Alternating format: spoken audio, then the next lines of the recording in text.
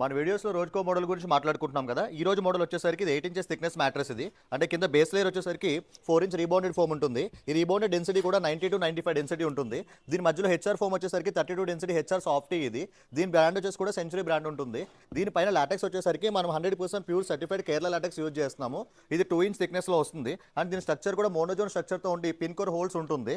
దీనివల్ల ఏంటంటే ఎయిర్ బ్రీతబిలిటీ కూడా ఎక్కువ ఉంటుంది. అండ్ కంఫర్ట్ విషయానికి వస్తే రీబౌండ్కి లాటెక్స్కి మధ్యలో సాఫ్ట్ ఫోమ్ ఉండడం వల్ల కొన్ని సాఫ్ట్నెస్ అనేది పెరుగుతుంది మ్యాట్రెస్ లో. కొన్ని సాఫ్ట్ ఎక్కువ కావాలి, మరీ హార్డ్ వద్దు అనుకున్న వాళ్ళకి ఈ మ్యాట్రెస్ చాలా బాగుంటుంది. సో ఇంకా లోపల లేయర్స్ గురించి అయిపోయింది. ఇంకా పైన ఫ్యాబ్రిక్ అంటారా, మనం యూజ్ చేసే ఫ్యాబ్రిక్ వచ్చేసరికి ఇది 450 GSM క్విల్టెడ్ ఫ్యాబ్రిక్. ఇది అండ్ దీని ఫినిషింగ్ కూడా కంప్లీట్ బ్రాండెడ్ మ్యాట్రెస్ ఫినిషింగ్ వస్తుంది. అంటే కంప్లీట్ స్టిచ్చింగ్ అయిపోయి ఉంటుంది.